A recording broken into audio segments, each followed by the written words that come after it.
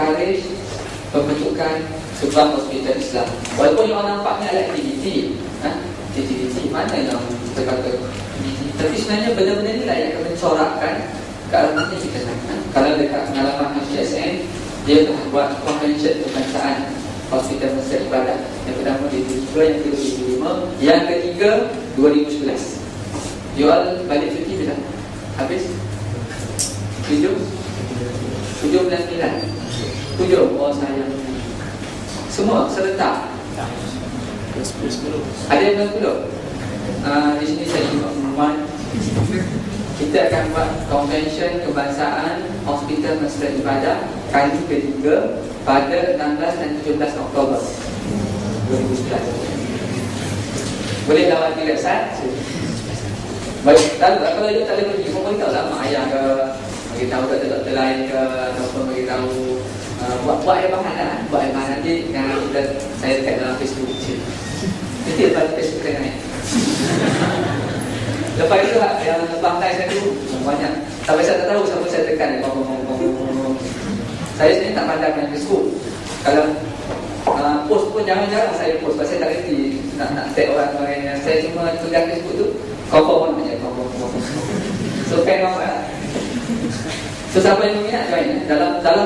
Dalam convention tersebut kita bincang tajuk-tajuk yang banyak. Dari segi tip Nabawi, dari segi kronologi perubatan Islam, dari segi perbezaan perubatan Islam dan perubatan moden dan sebagainya. Banyak topik-topik yang kita bincangkan yang boleh membantu percampuran ilmu dalam perubatan Islam. Dan ini ada aktiviti yang dibuat di hospital seperti pengisian kerohanian, staff juga dihantar untuk latihan. Inilah macam mana kita nak cuba memupuk kesedaran, create the awareness among the staff.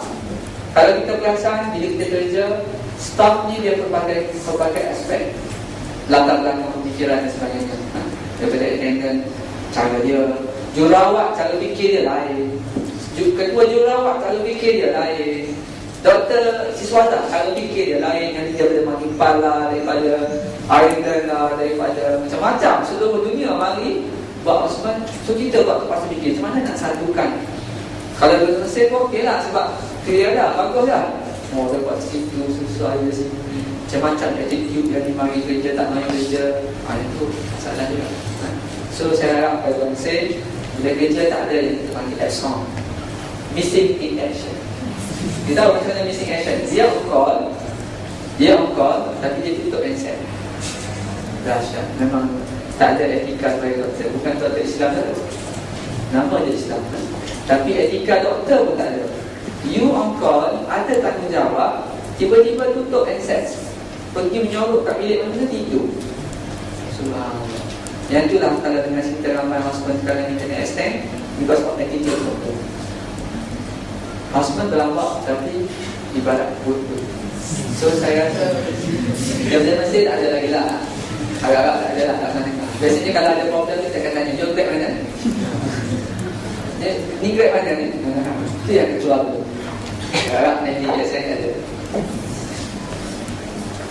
Jangan kalau penat sekalipun, make sure you are contactable. Kalau bateri handset habis pun, beritahu Samnas saya duduk kat bilik ni, saya tidur sekejap kerana tak ada aktiviti. Saya pergi tidur. Kalau ada apa, kejutkan saya. Ni extension nombor telefon, sila call. Tulis, dah tidur tak apa, tapi make sure contactable. Mana dia. So kaki tangan. Kalau dekat HSN tu, kan ni awak perasan kan? Bukan dekat HSN saja lah, dekat seluruh Malaysia. Jururawat lelaki dah bertambah.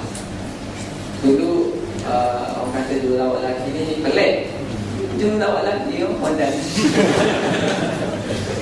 Tak ada lah. Sebab dia punya gender of nursing tu, orang dalam fikiran jururawat perempuan. Tapi sekarang ni jururawat lelaki. Kalau misi itu perempuan, lelaki maksudnya bisa. Tak ada. Kenapa tuntutan jururawat lelaki kita encourage lebih ramai? Kalau kita perasan, dalam ward ada pesakit lelaki, ada pesakit perempuan. Kalau kita bayang, kalau semua jururawat yang perempuan, nak angkat lelaki macam tak laksanakan. Adik nama apa? Habizi. Kalau semua body macam Habizi, maknanya nombor Kesian isi tu, dah dia kecil, mengandung lagi, kena angkat sakit dah. Jadi sebab itulah kita encourage, kita pupukkan supaya sekarang ni jururawat dia beda. Ada lelaki, ada perempuan. Jadi kalau sakit lelaki, jururawat lelaki rawat. Sakit perempuan, jururawat perempuan rawat. Kan cantik tu. Jadi tak ada timbul isu-isu batasan aurat dan sebagainya. Walaupun dibolehkan dalam sebagainya. Tapi sebab bila kita nak rigid kepada satu benda, kalau kita boleh buat, kita buat pun. Jadi baiknya doktor pun ramai doktor lelaki, doktor perempuan, doktor lelaki rawat lelaki, perempuan jururawat. Walaupun dibolehkan doktor lelaki rawat perempuan, doktor perempuan rawat lelaki dan sebagainya. Tapi alangkah manisnya, you imagine macam ni je lah. Muslimat lah, nak salib. You perempuan lelaki tak salib. Perempuan salib kan. You prefer doktor lelaki ke doktor perempuan? Mesti saya tanya mesti doktor perempuan yang dia kata. Sebab apa dia lebih comfortable? Dia rasa dia selamat. Dia rasa dia lebih dekat. Yalah, perempuan sama perempuan, lelaki sama lelaki. Dia juga lelaki, dia juga doktor perempuan sebenarnya. Tapi realiti yang berlaku dalam Malaysia, ramai doktor pakar ONG terdiri daripada doktor lelaki. Ini wallah alam, saya pun tak tahu sebab apa. Mungkin sebab tekanan untuk sambung master dalam bidang ONG sebagainya, orang lelaki lebih tough, lebih cenderung, lebih stabil. Perempuan menumpu kepada keluarga dan sebagainya. Tapi kalau kita tengok fokus jauh, alangkah baiknya kalau doktor-doktor perempuan ni menjurus kepada bidang-bidang yang berkaitan dengan perempuan. Bukan kata saya nak rigidkan, tak boleh, tak ada. Tapi kalau kita nak go future, lebih kepada perkembangan alangkah manisnya. Tak boleh tak pun. Bukan saya kata dekat sini tak ada ONG. Ambil je lah awak yang berbidang. Sebab semua itu adalah bagi kifayah. Semua itu adalah menuntut kepada keperluan. Dan bagus juga doktor muslim yang lelaki. Masa nak salih tu, dia tahu. Dakwah pula kat situ. Ni Encik Abang kalau you all guide deliver yang salih tanpa ayat sehingga pada masa tu lah, ni apa ni, masa tu sakit diri pun aja ya Allah. Saya dakwah. Elemen kedua dari segi amalan. Elemen pertama, kita kena faham dalam konteks nak menetap, meneguhkan hospital Islam, bertakbir, pengamal perubatan, kaki tangan dan sebagainya, mesti ada kesedaran. Mesti ada kesedaran yang pertama. Jadi untuk memupuk kesedaran, you all mula yang dah dengan konsep ni, balik cerita supaya orang rasa berminat. Orang rasa berminat. Yang kedua, amalan-amalan yang kita perlu buat supaya dia wujud suasana. Kalau dekat Kelantan, kita bisa contoh Kelantan je. Nanti kita kata negeri Islam Binukan. Tapi kalau tak ada aktiviti yang menjurus kepada yang kita katakan nama negeri Islam Binukan, kata gabung. Masa tengok Kelantan, tak ada gabung pun, sama je dengan negeri Perak dan sebagainya. Itulah sebabnya kalau kita mari di Kelantan, kita nampak banyak aktiviti yang kita rasa ini adalah suasana Islam. Dengan Korea sebanyak terawih ramai-ramai, lepas tu ada bulan sembahyang, bulan baca Quran dan sebagainya. Itulah amalan-amalan yang bila orang tengok tu, Allah, ini adalah salah satu ciri-ciri di mana kita wujudkan sebuah negara Islam. Amalan banyaklah. Dekat rutin kita boleh buat salam, tiap-tiap pagi selawat, doa, dan pagi-pagi kalau dekat BSN dia ada corong mic tu kat atas. Jadi pegawai agama, unit agama akan baca doa. Pada masa tersebut, semua jururawat ke, doktor ke, siapa-siapa ke, pesakit ke, berhenti sekejap prosedur. Yang operate lah. Yang buat, dia tak buat apa-apa, bagi ubat sebagainya, tanda tangan baca doa. Setiap pagi, setiap waktu. Dan setiap kali nak masuk azan, dia minum. Sekarang masuklah waktu berpuasa, ataupun masuklah waktu sembahyang zuhur, pagi di Kelantan, satu dan sebagainya. Pukul apa, sama-sama kita solat di surau-surau yang berdekatan ataupun di tempat sembahyang. Jadi dia lakukan azan di hospital. Allah Akbar. Sakit masa tu dan nazak dan sebagainya. Ataupun dapat dengar lakukan azan. Allah Akbar sebagainya. Kalau you all boleh buat, encourage. Walaupun nampak benda tu syiar saja, benda yang kecil saja, tapi kita wujudkan suasana. Suasana itu sebenarnya biar. diansolkan. Ceramah, seminar, peringatan, tazkirah. Kalau kat sekarang ni dalam puasa tu setiap kali sebelum zuhur akan ada begini-begini diambil doktor bagi tazkirah dekat surau. Jadi pesakit yang turun dengan ataupun pesakit tak ada turun peneman dengan jadi bagus. Prosedur dia ada dokumentasi pada nanti saya tunjuk suatu orang. Lepas tu ada dakwah bilhal, ada risalah, poster.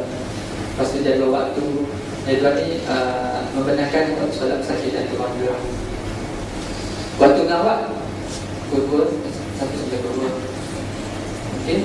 Jadi hospital USM ni pun dia baru dia gunakan konsep ni. Saya tak pastilah dia kata USM menetapkan menutup aurat.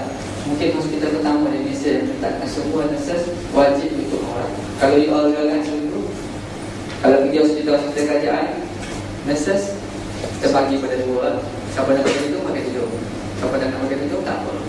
Dulu pakai skirt. Zaman. Kalau you tanya mak ayah dulu, nurses pakai macam mana? Skirt. Oh, saya pernah tengok gambar lama-lama. Nurses pakai skirt. Ini macam mana nak pergi merawat dalam hospital sakit yang yalah. Allah. So, tetapkan dalam hospital you rawat pakai ni. Dan sekarang ni pakaian lama. Ni pakaian lama. Sebab apa? USM adalah badan berkanun. Bila badan berkanun, dia attach, dia detach dengan hospital Kementerian Kesihatan. Kementerian Kesihatan dia warna putih. Dia warna putih. USM ni warna kuning, warna merah, warna-warni. Kalau kita hospital macam warna, kita warna lain. Tapi orang komen kalau warna kuning ni jarang. Jurang fashion tak komen. Kalau jurang awak pakai baju jarang, tak boleh tukar. So kita buat decision baru dia tukar pada tahun lepas ke saya tak pasti. Dia tukar warna ungu, warna macam hampir makan cerah sikit. So harap-harap tak adalah untuk sinar lagi. Setiap pagi baca doa azan, prosedur mulakan majlis. Ini nampak simple, tapi kadang-kadang kita terlepas pandang. Dan unit agama juga ada menyediakan borang soal sidik untuk setiap sakit. Ini satu borang dan ada lagi borang. Kita tugaskan setiap jururawat bila jumpa pesakit, selain daripada tanya bagi ubat dan sebagainya, kita tanya pesakit tu, pakcik, tapi cara tu kita ajarlah. Nak semayang ke belum? Ada masalah nak semayang ke? Nak susah nak pergi bilik ayah dia semayang dan sebagainya. So dalam tu disakitkan. Jururawat akan tanya belum sakit. Salat subuh belum, zuhur belum, asar, maghrib, isya. Dan akan dianalisis. Bagi sakit-sakit yang nampak ada kosong banyak, dia akan refer kepada unit agama. Jadi pegawai unit agama akan datang di rumah sakit tu. Pakcik, kenapa tak semayang? Tak ada tak. Dia akan bagi kaunseling, tanya sebab apa. Mungkin, tapi ikut kajian kita 80% yang masuk ke ward tidak semayang. Dia sedih. Kita sedih. Sebab apa? Solat itu wajib. Semua orang tahu. Dalam apa keadaan pun solat itu wajib. Betul tak? Kita sakit ke depannya solat itu wajib. Tapi cara dia kita diperkenalkan. Tapi mungkin ramai sakit-sakit tidak sedar. Ada teknik-teknik ataupun usaha untuk sembahyang ketika sakit. Dan sebabnya kita sedarkan staf-staf supaya ada ilmu kongsi dengan sakit-sakit. 80% sudah sembahyang. So dekat plastik ubat tu diletakkan hadis. Dia ada penyakit yang Allah jadikan jadi ubat yang mudah-mudahan sakit tu pergi ambil ubat sambil tengok nama dia, nak makan ubat berapa kali. Ada hadis dia ada penyakit yang Allah jadikan jadi ubat. Alhamdulillah. So kaji dia baca hadis tak? Dia ingat si bagus hadis itu baca ni dekat. Bukan kita tulis satu apa-apa. Salat sama sakit dalam buat. Dan di USM juga kita menemukan hospital mesra apa. Semacam lah hospital mesra semacam lah. Maka letak dia lah hospital mesra apa, mesra ibu, mesra kan lain. Mesra apa ni kenapa kita minta